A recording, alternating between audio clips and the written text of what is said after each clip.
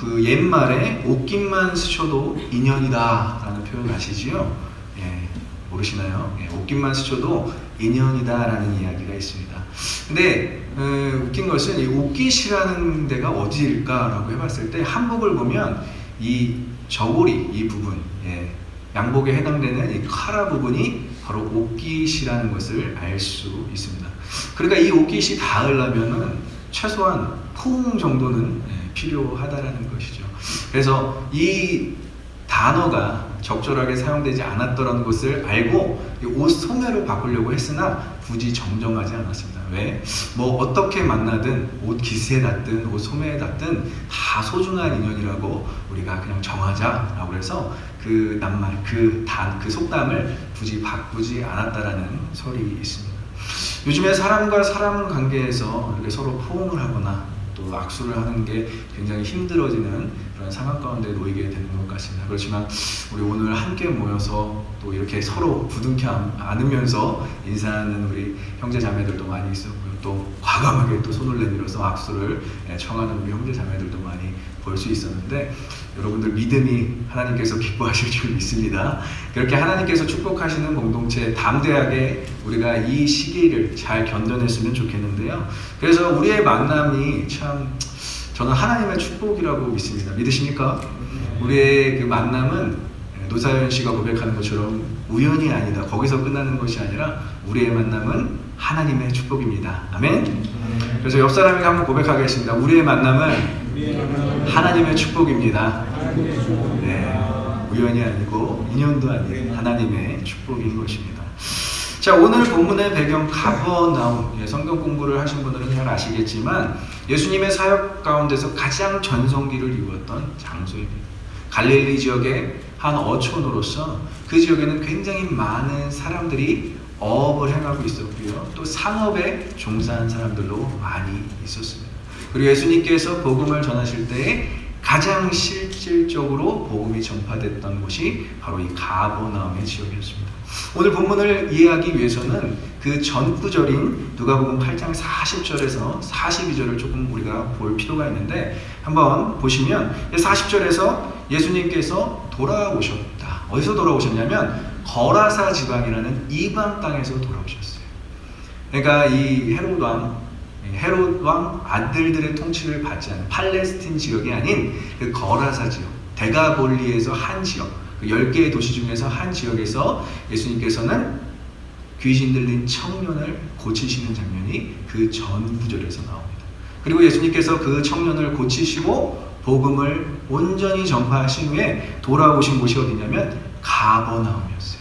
이 가버나움에 도착하시자마자 무리가 환영하였다고 이야기하고 있습니다. 그리고 그 무리들이, 그 사람들이 예수님을 기다렸다라고 이야기하고 있습니다. 그리고 두 번째로 우리가 예수님의 전성기였구나라는 걸 볼 수 있는 게 다음 절인데 회당장인 야이로라 하는 사람이 예수의 발 앞에 엎드려 자기 집에 오시기를 간구했습니다. 회당장, 이따가 제가 설명을 드리겠지만 딱 이름만 들어도, 이 명칭만 들어도 굉장히 높은 사람이 예수님께 겸손하게 다가오고 있구나 라고 우리가 볼 수 있는 거고요. 그리고 이는 자기 12살 외딸이 있어 죽어갑니다. 근데 예수께서 가실 때 무리가 밀려들었더라. 자, 회당장 야이로의 집에 가는 그 길 가운데 무리가 또 밀려옵니다. 예수를 알아보고 저기 예수가 있다. 저기 우리의 구원자 되실, 우리의 랍비 되실 예수가 있다. 참 선지자 예수가 있다라고 해서 많은 사람들이 몰려드는 현장이 바로 오늘 본문의 배경인 것입니다. 자, 여기 40절에서 아포데코마이, 환영하다라는 이 단어는 많은 사람들에게 환영받다, 여기서 멈추는 단어가 아니라 인정을 받았다라는 단어예요. 그래서 예수님은 가버나움 지역에서 환영받았을 뿐만이 아니라 인정을 받으셨어요. 저분은 무언가 있어. 굉장한 분이야. 라는 단어로 표현해주고 있는 것입니다. 그리고 아까 제가 얘기했던 회당장, 이 야이로라는 사람은 이 지역 가운데서 회당은 딱 한 군데만 있었어요. 그러니까 가버나움 회당의 회당장 역할을 맡은 사람이었는데 회당장은 3사람으로 배치가 됩니다. 이 3사람, 회당장으로 배치가 된 3사람은 어떤 일을 하느냐? 재판을 주관하고요. 그리고 설교자와 성경 봉독자를 선정을 합니다. 그리고 설교의 심사 감독자였어요. 그러니까 이 사람들은 굉장히 사회적으로 높은 사람들이었어요. 지식 수준도 굉장히 높았고요. 많은 사람들에게 영향력을 미칠 수 있는 사람이 예수의 발 앞에 무릎을 꿇었다라는 것은 이제 가버나움에서 역사가 일어나고 있는 그 배경을 보여주고 있는 것입니다. 그래서 이 회당장 야이로의 집에 가는 길 도중에 오늘 우리가 읽었던 본문의 내용이 펼쳐지는 거예요. 갑자기 별안간 혈류증이라는 병을 앓던 여자가 예수님의 옷자락을 만졌는데 그 여인의 병이 온전히 고쳐졌을 뿐만이 아니라 예수님께서는 이 여자를 통해서 영적 교훈을 전달해주고 있습니다. 혈류증은 아기를 가질 수 있는 여자의 생식기에서 피를 계속 쏟아내는 하열 증상이 있는 병을 혈류증이라고 합니다. 그러니까 굉장히 고통스러워요.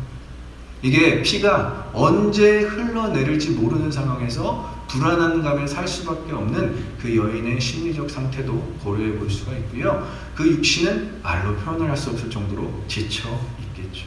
육체적 고통뿐만이 아니라 레이기에 언급하는 내용에 보면은 이것은 정결법에 부정하다라고 간주했습니다. 그래서 많은 사람들이 그 피를 쏟는 그 혈류증에 대해서 부정한 병이라고 치부했다라는 것입니다. 그래서 유대 사회에서 심한 정신적 고통을 받으며 지냈을 뿐만이 아니라 12년, 12해는 서러움과 눈물의 세월이었을 것을 우리는 짐작할 수 있습니다. 그 여인은 얼마나 간절했을지, 그 여인이 얼마나 낫기를 원했을지는 우리가 이 혈류증과 12해라는 단어만으로도 우리가 파악할 수 있다는 것이죠. 그런데 이 여인이 예수님의 옷자락에 손을 대었을 때 온전히 회복을 경험했다고 오늘 본문에서는 표현되어지고 있습니다. 그리고 그뿐만이 아니라 우리 오늘 본문을 다시 띄워주시면 예수님께서는 이 여인의 믿음을 칭찬하고 있어요. 우리가 마지막 절 48절을 한번 다시 읽어보도록 하겠습니다. 시작. 예수께서 이르시되 따라 내 믿음이 너를 구원하였으니 평안히 가라 하시더라. 내 믿음이 너를 구원하였다. 내가 무언가를 해서 네가 구원받고 치료받은 것이 아니라 너의 믿음이 너를 구원하였다라고 엄청난 칭찬을 이 여인에게 해주고 있는 예수님의 모습을 볼 수 있습니다. 이 본문을 통해 치료에 관한 영적 교훈 3가지 정도를 우리가 오늘 한번 알아보도록 하겠습니다. 첫 번째는 치료의 능력은 기대할 때 임하게 되는 것입니다. 한번 따라해볼까요? 치료의 능력은 기대할 때 임한다. 본문에서 여인이 치유를 받은 것도 중요하지만 예수님은 항상 치료를 준비하고 계셨다는 것에 대해서 우리에게는 큰 감동이 있는 것입니다. 우리에게 또 큰 의미가 있는 거예요. 주님은 항상 준비가 되어 있었다는 거예요. 언제든지 어디서든지 주님은 사람의 병을 항상 치유할 수 있도록 준비가 되신 분이었습니다. 그래서 그분을 만지기만 해도, 아니 그분의 몸에 손을 대지 않고 그분의 옷자락을 만지기만 해도 회복이 있었다는 것은 그 땅에 오신 이유를 정확하게 표현해주고 있는 장면입니다. 세례요한이 광야에서 외치는 소리, 또 준비된 자로, 준비한 그의 길을 예비하는 자로 설교했을 때 이렇게 얘기했습니다. 회개하라, 천국이 가까웠다. 그러니까 예수님께서 오시면 천국이 임할 건데 그 천국이 임하는 곳에는 질병과 눈물과 아픔과 죽음이 사라질 것이라는 것입니다. 믿으십니까? 네. 그래서 예수님 already 나젯은 이미 임하신 예수님 때문에 우리가 천국을 소망할 수 있는데 그 천국은 요한계시록에서 이야기하는 것처럼 질병도 눈물도 아픔도 죽음도 없는 곳이라는 것이죠. 그러니까 우리가 예수님을 믿을 때 자유할 수 있는 이유는 영원한 생명이 우리를 기다리고 있기 때문입니다. 믿으십니까? 네. 그래서 예수님이 이 땅에 오셨다라는 것은 이미 그 회복이 일어나고 있다는 거예요. 우리는 스틸 아픈데요. 우리는 아직도 병을 경험하는데요. 하지만 우리는 영생을 기대할 수 있는 존재가 되었기에 오늘도 치유하시고 회복하시는 예수 그리스도를 기대할 수 있는 것입니다. 그래서 만물을 회복하시는 하나님을 에베소서에서는 만물을 회복하시는 하나님의 충만이라고 표현하고 있어요. 저는 이런 성경 구절을 볼 때마다 제 이름이 너무 자랑스럽습니다. 충만. 예, 저희 장인어른께서도 굉장히 좋아하시는 이 성경 구절인데, 만물을 회복하시는 하나님의 충만이 예수 그리스도를 통해서 이루어지고 있다라는 거예요. 그래서 예수님은 사람을 치유하는 모습을 통해서 하나님의 구원 역사가 어떻게 이루어져 왔고 이루어지고 이루어질 것인 거에 대해서 모형으로 사람들을 치유하며 보여주셨다는 것입니다. 그래서 질병은 하나님이 창조하신 것이 아니에요. 여러분들 오해하시면 안 됩니다. 질병은 하나님이 창조하신 것이 아니에요. 이것은 인간의 죄로 말미암아, 아담의 원죄로 말미암아, 그리고 그의 후손들의 죄로 말미암아 계속 탄생되어진 인간의 실수, 결국은 인간의 실수로 나타나게 된 죄의 현상들이 바로 질병인 것입니다.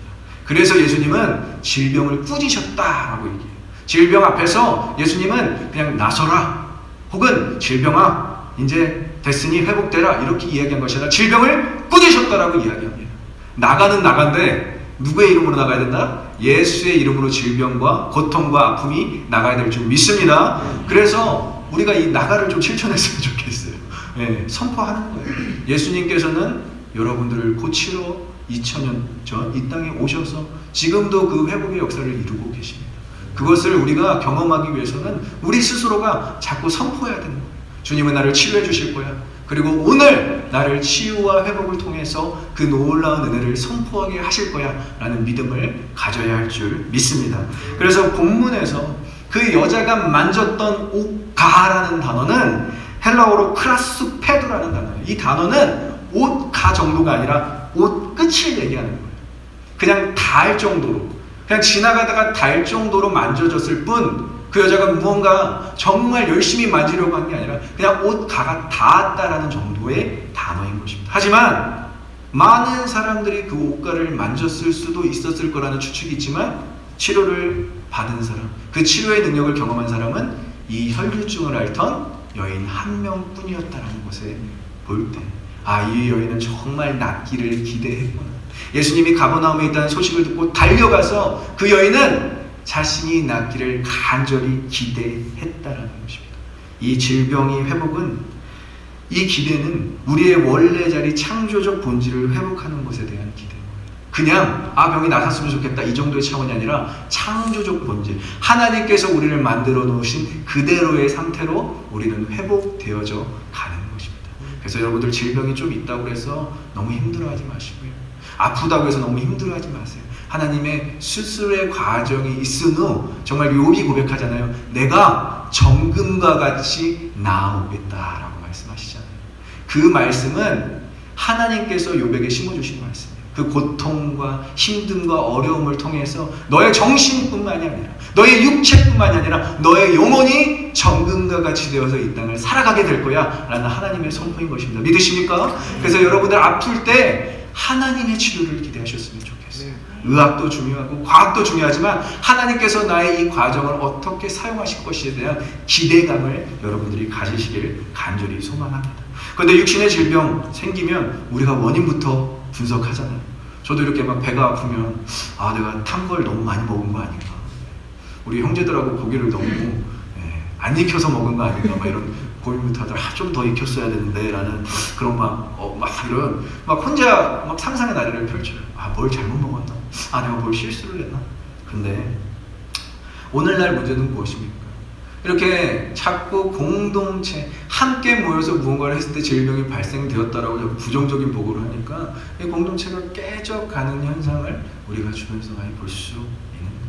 그리고 원인을 찾다가 보니 종교적 단체의 생활까지 위협받는 상황, 세대가 되어져 갑니다. 이러한 세대와 상황 가운데 우리는 기대감을 가질 수 없는 존재로 살아가게 된다는 거예요.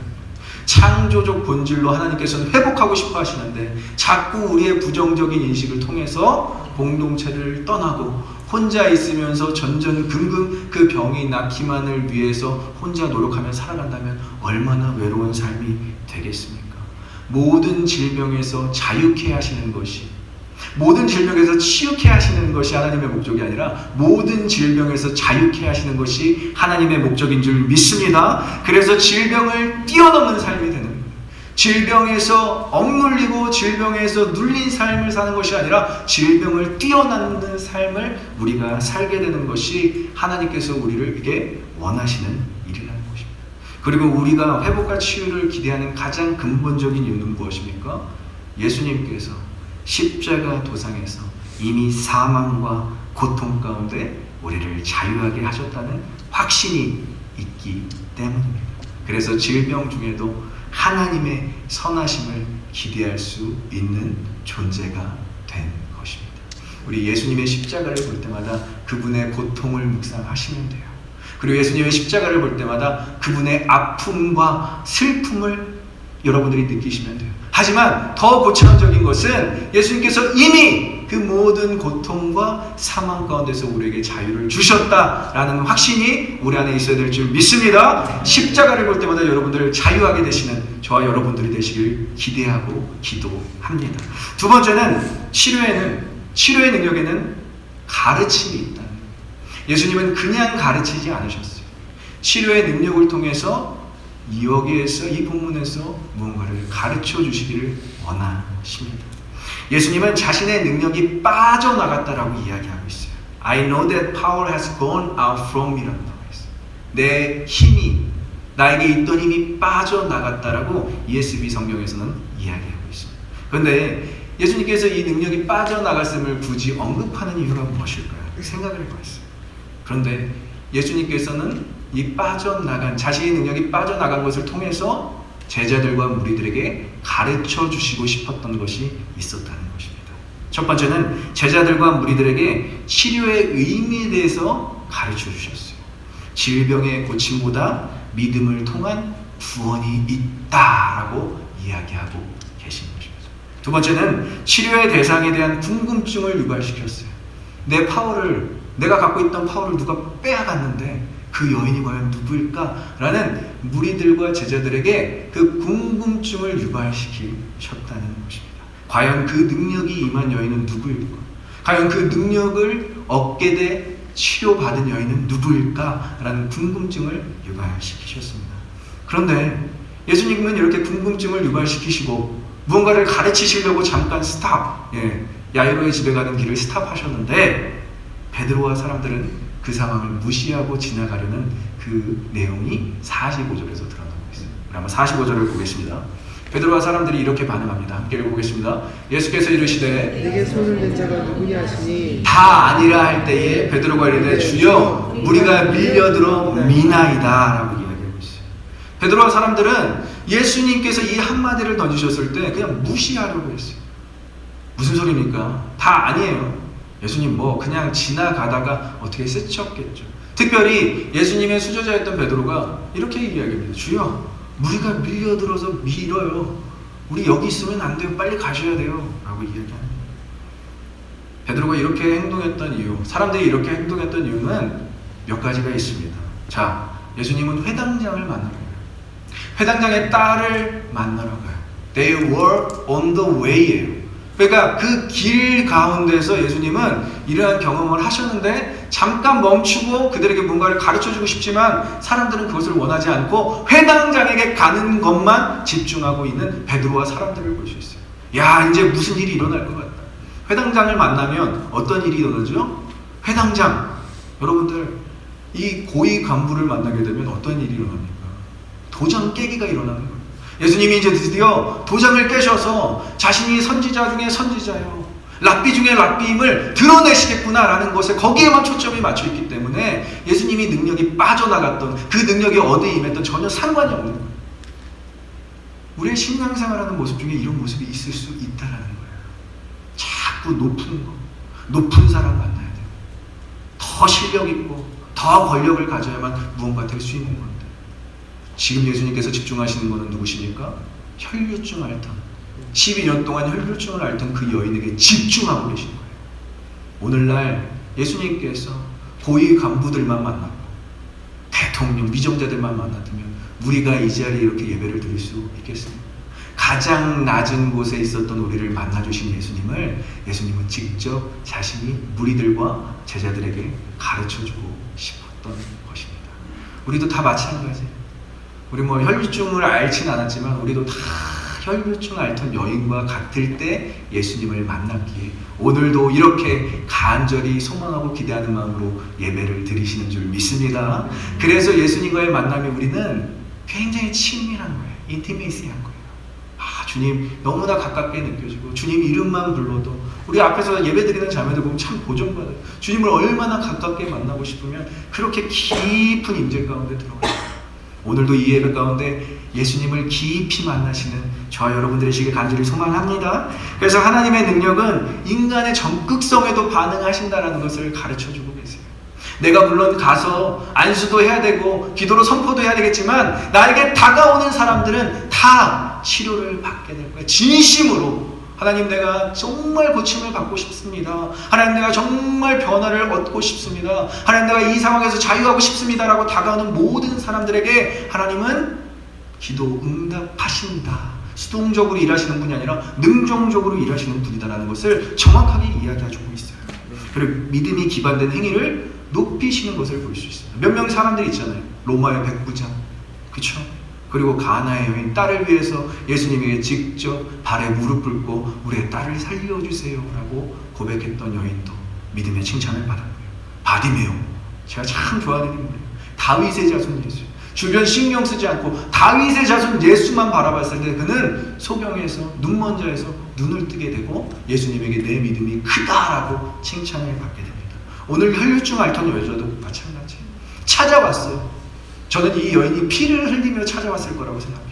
절대 쉽지 않은 여정이었어요. 어디서 왔던 간에 피를 흘리며 찾아오지 않았을까. 그 피가 멈추지 않는 그 상황 가운데 부여잡고 정말 자신의 옷자락을 부여잡고 있어도 지금 될까 말까 한 상황에 두 손을 펼쳐서 예수님을 만졌고 예수님을 잡았다면 예수님께서는 집중하실 만하지 않겠냐 이거예요. 오늘도 그렇게 해서라도 우리가 하나님을 만나길 간절히 소망합니다. 그 자들에게 주님께서 뭐라고 얘기하시느냐? 내 믿음이 크다. 내 믿음이 크고 내 믿음이 너를 구원하였다라고 이야기하시는 것입니다. 믿으십니까? 우리의 믿음, 칭찬받는 믿음이 되었으면 좋겠어요. 마지막 때에 살아가는데 우리가 그냥 믿든지 말든지 이렇게 하는 것이 아니라 마지막 주자, 정말 마지막 세대의 마지막 주자라고 생각한다면 오늘 우리 이렇게 이게 주방 사역하고 이렇게 어른들한테 식사 제공하는 모습인데 천사들 같았어요. 제가 너무 이렇게 사진 제가 찍는다고 여러분 너무 뭐라고 하지 마세요. 제가 여러분들의 모습이 너무 천사 같아서 제가 막 사진 찍는 거예요. 사진 찍을 때 좀 웃어주세요. 더 천사같이 나올 수 있도록. 여러분들 믿음을 보여주세요. Show your face. 이 시대는 그런 사람들을 기대하고 있어요. 아닌 것 같죠? 막 뭔가 우리의 믿음을 막 자랑하고 이러면 막 댓글 달릴 것 같고 욕할 것 같지? 아니에요. 여러분들이 진짜 믿음을 보여주면 쟤 찐이다. 요즘에 그 말 유행이라면서요. 찐. 여러분들 모두가 신앙에서 믿음에서 찐이 되길 축원합니다. 우리 한번 인사하겠습니다. 당신은 찐입니다. 네. 이왕 믿는 거 우리가 찐으로 살자고요. 진짜라는 거예요. 진짜 신앙이 있는 사람들만 이 어려운 시국을 극복해낼 수 있습니다. 근데 예수님의 수제자가 가장 믿음 없는 지금 고백을 하잖아요. 주여, 우리가 밀려들어서 밀었을 뿐 아무 일도 당신에게 일어나지 않았고 그 일은 우리와 아무 상관도 없는 일이니 빨리 회당장에 가는 길에 집중하십시오 라고 수행 비서가 이렇게 얘기합니다. 제가 참 수행의 역할에 대해서 참 우리 베드로 물론 훌륭한 사도지만 이 수행의 역할에 대해서 좀 고민을 이 본문을 보면서 생각해 봤어요. 수행은 모시는 분의 의도와 목적을 파악하는 데 있어야 돼요. 그래서 예수님을 모시고 야이로의 회당장의 집에 가는 베드로의 마음은 물론 거기에도 집중되어 있어야 되지만 예수님은 어떻게 자신의 사역을 이루어 가시나 그 길 가운데서도 길가의 영성이라고 했잖아요. 우리 작년에 가스펠 무브먼트, 아주 오늘 재성 형제가 그거 읽고 왔어요. 또 가스펠 무브먼트. 우리 가스펠 무브먼트 때 우리 박상현 선교사님이 이 얘기 해주셨잖아요. 삶이 말한다는 거예요. 여러분들 길가의 영성이 너무나 중요한 것입니다. 베드로는 거기에 집중하고 있었어야 돼요. 과연 예수님께서 이 야이로의 딸을 고치시기 위해서 가는 길 가운데 어떠한 일이 일어나게 될까? 이게 수행의 막 기대감이어야 되는데 막 방해하니까 사람들이 방해하고 예수님이 이상한 소리 하니까 예수님 신경 쓰지 마세요. 사람들이 밀려와서 미니까 빨리 우리 회당장에 가서 일을 봅시다. 제대로 한번 일을 해봅시다. 베드로는 야망이 있었던 걸로 추측되고 있는 다른 정치적 수단으로 예수님을 사용하고 있었다고 봐요. 발견할 수밖에 없는 거예요. 이러한 부정적 보고는 사실을 은폐합니다. 그리고 진실을 왜곡합니다. 요즘 뉴스에 많은 부정적 소식이 마음을 병들게 하고 이렇게 막 낙담하게 하는데, 제가 뉴스를 한번 끝까지 봐봤어요. 어디까지 한번 저 사람들이 어디까지 이야기하나 한번 뉴스를 계속 봤는데, 다 뉴스가 끝날 때쯤에 정말 사람들이 안 보는 그 파트 있잖아요. 부분. 정말 사람들이 진짜 안 보는 부분에 아름다운 소식들을 그때 전해주더라고요. 너무 어이가 없었어요. 아니 그거를 좀 처음에도 전해주고 중간에도 전해주고 아니면 클라이막스로 좀 전해주는 거. 정말 사람들이 이제 TV 끄고 자야 되겠다, 뉴스 그만 보게 봐야 되겠다 하는 그때쯤에 여러분 아름다운 소식들이 막 쏟아져 나오고 있어요. 몇 가지 이야기해드리면, 연예인들, 한국 연예인들과 종교 지도자들이 기부를 몇 억씩 하는 모습들을 보여요. 이 코로나 바이러스를 때문에. 그리고 마스크를 싸게 파는 기업에 정말 사람들이 너무 그게 고마워서 편지를 막 보냈는데, 사장님이 그 편지를 받고 막 울더라고요. 자기는 그냥 선행을 베풀었을 뿐인데 사람들이 너무 위로받았다고 그러고, 그 마스크 값을 올리지 않았다라는 것만으로도 너무 힘이 된다고 사람들이 격려의 메시지를 받는데, 사장님이 너무 힘드셨나 봐요. 그게 막 이렇게 다크서클 막 내려와 있고 막 너무 힘들어 보였는데, 사장님이 그 편지를 보고 막 우는 장면이 뉴스에 소개되어지고 있더라고요. 근데 가장 훈훈했던 것은 여러분들 무엇인지 아십니까? 아이들의 편지였어요. 아이들의 편지. 아이들이 일기식으로 편지를 쓰는, 누구한테 편지를 보냈냐면 이 의료계 관련 인원들하고 방역원들 있잖아요. 그 사람들이 고생하는 모습들을 뉴스에 봐서 아이들이 너무 이렇게 마음이 짠했는지 그들의 일기 가운데 편지식으로 써서 그분들에게 위로해주는 그 편지를 이렇게 뉴스에서 공개했습니다. 방역원들이 막 열심히 방역복을 입고 진짜 밤낮으로 방역을 하고 있는 모습 가운데, 또 의료계 관련된 분들이 열심히, 지금 뭐 간호사분들, 뭐 의사분들이 너무 탈진 상태에 이르렀는데 그 아이들이 자신들을 그려놓고 힘내세요.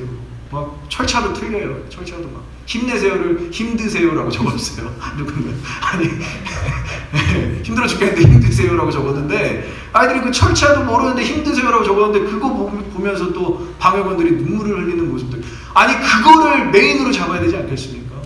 계속 뭐 때리는 뉴스마다 다 부정적인 보고인데 그 모습을 보니까 저도 살겠더라고요. 희망이 있구나. 우리 고국에 희망이 있고 이 땅에도 희망이 있구나. 하나님은 그 사람들을 통해서, 눈물로 씨를 뿌리는 자들을 통해서, 그리고 서로 위로하는 자들을 통해서 분명히 하나님의 회복을 경험케 하시겠구나 라는 것에 믿음이 생겼습니다. 여러분들, 이 시국에 우리가 더 많은 사람들을 위로했으면 좋겠고 더 많은 사람들을 위해서 기도하길 간절히 소망합니다. 그것이 바로 예수님께서 가르쳐 주시기 위한 사랑인 거예요. 사랑. 치료의 능력은 사랑 때문입니다. 치료의 능력을 예수님께서 행하신 이유는 다른 게 없어요. 우리를 사랑해서 그렇게 하신 것입니다. 예수님은 사람들에게 막 40절에서 인정받고 막 몰려들어서 회당장까지 자기 앞에 무릎을 꿇고 제발 와주세요 라고 이런 것들에 관심이 있으시지 않았어요. 그분의 관심은, 치료의 목적은 사랑하는 우리가 대상이었다는 것입니다. 믿으십니까? 우리가 대상이었기에 그분은 이 땅에 오셔서 그 가르침을 우리에게 주셨는데, 치료의 능력의 목적은 무엇이냐? 사랑이라는 거예요. 그 사랑을 실천할 때 치료의 목적을 알게 되는 것입니다. 그걸 가르쳐 주시기 위해서 딱 멈추셔서 I know that power has gone out from me. 나에게 능력이 나간 걸 내가 알았다라고 이야기하잖아요. 알았다라고 얘기하잖아요. 근데 아무도 관심이 없다니까요. 이 대사에, 예수님의 이 놀라운 대사에 아무도 관심이 없다는 게 더 놀랍지 않습니까? 여러분들 진짜 제자라면, 여러분들 진짜 신앙인이라면 예수님 이 한마디에 집중하십시오. 분명히 예수님은 한 사람에게 집중하고 계십니다. 분명히 예수님은 치료를 하시고 분명히 예수님은 회복을 하시는데 한 영혼에게 집중하고 계신 거예요. 그것이 왜 연결이 되냐면, 지금 예수님이 어디서 오셨죠? 데가볼리 지역이라는 거라사 지역에서 한 영혼 만나고 오셨잖아요. 거라사 지방에서 많은 사람 안 만났어요. 한 사람 만났어요. 미친 그 청년 한 사람 만나서 14억의 가치를 다 쏟아붓고 오셨기 때문에 계속 한 영혼만 바라보고 계속 연결되는 그 이야기인 것입니다. 주님은 모든 사역이 다 한 영혼을 위한 사역이었어요. 오늘 이 시국에 이런 어려운 상황에 여러분들이 한 영혼을 사랑으로 품고 그 마음을 치유한다면 여러분들은 하나님께 칭찬받는 믿음이 될 줄 믿습니다. 우리 함께 그 사랑을 실천했으면 좋겠어요. 마지막으로는 치료의 능력은 증거가 됩니다. 우리 한번 따라해볼까요? 치료의 능력은 증거가 된다. 예수님의 그 가는 길 가운데 잠깐 멈춰서 한마디 했는데 모든 사람들이 만류하잖아요. 아니다. 그냥 사람들이 밀려들었을 뿐이다. 라고 이 만류에도 그 여인을 찾으시는 이유, 우리가 그 이유를 알아야 되는데, 그 이유는 그 무리들 가운데서, 그 가버나움 지역에 막 몰려든 그 사람들 가운데서 그 여인을 찾기 위해서인 것입니다. 나에게 능력이 나가게 한 여인이, 그리고 믿음이 지금 당장 이 무리를 빠져나가게 하는 그 회당장을 만나는 것보다 그 여인의 믿음이 칭찬받아 마땅하기에 그 여인을 찾으시기 위해서 예수님은 잠깐 길을 멈추셨다는 거예요. 그래서 이렇게 얘기합니다. 우리 45절에 이제 예수님께서 스탑하셔서 이렇게 고백하셨을 때 이 여인의 태도를 보면 알 수 있어요. 우리 47절 같이 읽어보도록 하겠습니다. 시작. 여자가 스스로 숨기지 못할 줄 알고 떨며 엎드리며 그런된 이유와 곧 나온 것을 모든 사람 앞에서 말하니. 아멘. 여러분들 이건 쉬운 일이 아니에요. 절대 쉬운 일이 아니에요. 이 상황을 보면 우리가 쉽게 느낄 수 있겠지만 절대 쉬운 일이 아니에요. 여인이 숨길 수 없다는 걸 먼저 인식을 했어요. 난 그분 앞에서 아무것도 숨길 수 있는 게 없어. 그런데 12년간 혈류증을 앓던 여인이었다면 얼마나 자신감이 없었을까. 사람들 앞에서 자신이 무언가를 공론하고 무언가를 선포하는 것이 과연 쉬운 일이었겠냐는 거지. 그런데 이 여인은 용기를 냅니다. 그리고 떨지만 나와서 엎드려서 이렇게 이야기합니다. 손댄 이유와 나은 것을 예수님과 제자에게만 말했더라? 특정한 사람들에게만 말했더라? 아니요. 모든 사람 앞에서 말하였도다 라고 이야기하고 있어요. 이것이 주는 메시지는 어떤 메시지일까요? 모든 사람에게 이 치료받은 것을 증거했다라는 거예요. 가리지 않았다라는 거예요. 이 모든 사람, 판토스라는 이 대명사는 모든 사람, 그 가버나움에 있는 사람들 모든 사람이 들을 수 있게 여인이 선포하고 증거했다라는 표현인 것입니다. 그 자리가 얼마나 조용해졌을까요? 쫙 조용한 그 가운데서 여자가 떨면서 이야기합니다. 저분의 옷자락을 만졌을 뿐인데 나는 구원을 받고 나의 병은 치료함을 받았습니다. 모든 사람이 이 얘기를 듣고 충격을 받고 이 모든 사람들이 예수 그리스도를 믿을 수밖에 없는 상황이 연출되지 않겠냐고요. 주님은 이 드라마틱한 현장이 이루어질 것을 알고 있었어요. 그래서 이 여인이 그냥 치료받았다고 치료받았다 하고 그냥 자신의 길을 갈 게 아니라 이 치료를 받았는데 이 상황이 이루어지기까지만을 기다리고 있다가 예수님이 멈춰서 그 여인을 찾으니까 두려워서 떨면서 복음을 전하고 있는데 그 복음이 엄청난 힘을 갖고 그 복음이 엄청난 능력을 갖고 모든 사람에게 전해지고 있는 장면이 바로 47절의 장면인 것입니다. 믿음은 선포할 때 그 가치가 더해지는 것인 줄 믿습니다. 치료의 능력을 선포했을 때 복음의 역사가 일어나는 거예요. 치료의 능력을 경험했는데 그냥 입 딱 닫고 주님 치료해 주셨지만 저는 그냥 제 갈 길 가겠습니다. 이게 아니라는 거예요. 주님 나를 낫게 하셨지만 의학의 힘이 더 큰 것 같습니다 하고 내 갈 길 가는 게 아니라 주님이 정말 치료해 주셨다면 누군가에게는 선포해야 되는데 그 대상이 누구냐? 모든 사람들이 될 수 있다. 그래서 히브리서 11장 1절에는 이렇게 고백합니다. 믿음은 바라는 것들의 실상이요 보이지 않는 것들의 증거니라고 고백하고 있어요. 바라는 것들의 실상, 바라는 것들이 우리예요. 우리가 바라고 있잖아요. 그래서 바랄 때마다 어떤 현상이 일어나냐면 액션라이즈 된다는 거예요.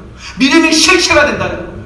여러분들 믿음을 실체로 살아내고 있습니까? 믿으십니까? 우리는 믿음을 실체로 살아내는 사람들이에요. 실체화되는 그 믿음을 가지고 살아내는 사람들이에요. 그러니까 우리가 걸어갈 때마다 길이 되는 거고 우리가 사랑을 할 때마다 그 사랑의 대상이 변화가 되는 거예요. 그것을 바로 액츄얼라이즈, 실체가 되는 믿음이라고 이야기하는 거예요.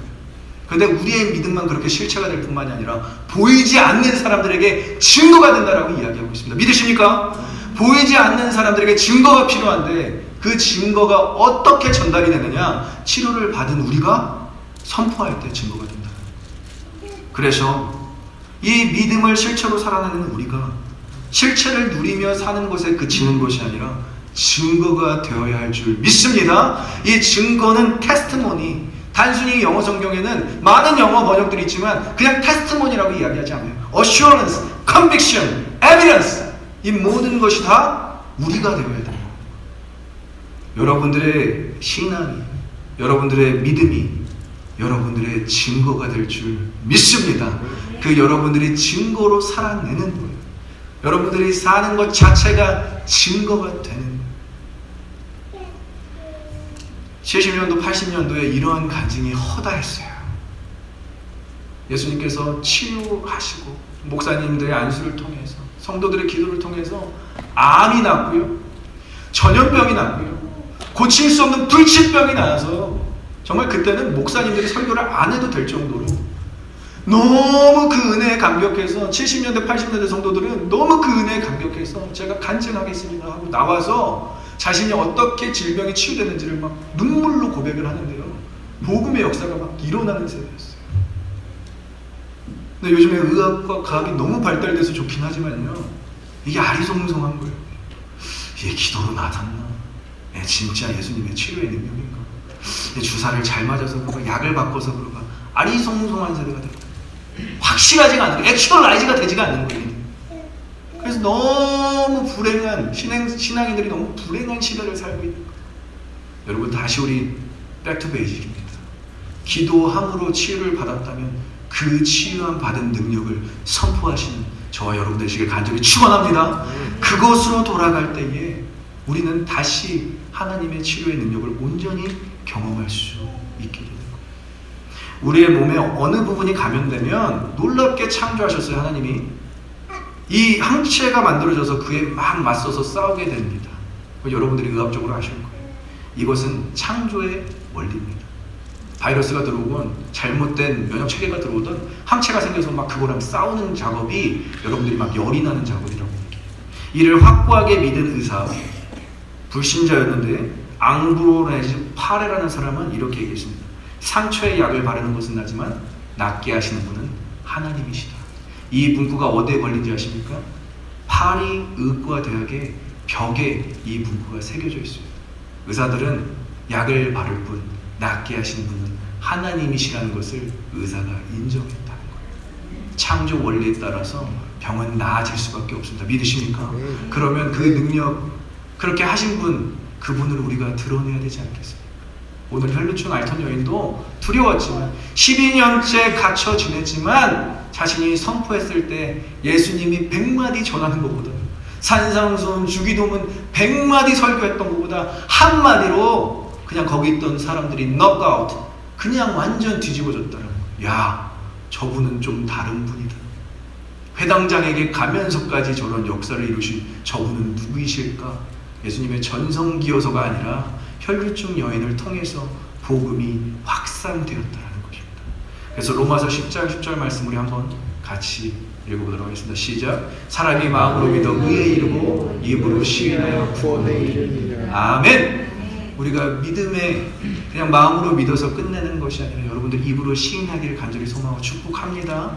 이제 이 모든 시국이 끝나고 사람들이 다시 평강과 어떠한 그런 삶의 모습들을 찾았을 때 여러분들 얘기해야 돼요. 담대하게 선포해야 돼요. 하나님이 하셨습니다. 하나님이 치유하셨습니다. 하나님이 회복하셨습니다. 이렇게 선포해내시는 저와 여러분들 되시길 간절히 소망하고 축복합니다. 말씀을 맺겠습니다. 첫 번째, 우리는 치료를 기대해야 합니다. 개인, 가족, 친구, 국가, 모든 나라 열방이 다 치료함 받을 수 있다는 것을 기대하십시오. 두 번째, 치료에는 예수님의 가르침이 있습니다. 그 가르침은 바로 사랑이었습니다. 세 번째, 치료의 능력은 증거가 됩니다. 치료를 경험하셨다면 숨지 마세요. 예수님이 찾으실 거예요. 내가 치료한 누구야? 내가 회복한 누구야? 어디 있니? 라고 할 때 여러분들 숨지 마시고 치료받은 후 혈루증 여인처럼 많은 사람 앞에서 판토스, everyone, 모든 사람 앞에서 저는 치료를 받았습니다. 저는 회복을 받았습니다. 하고 그 가치를 드러내시는 복음적 믿음의 가치를 드러내시는 저와 여러분들 되시길 간절히 소망하고 축복합니다. 함께 기도하겠습니다.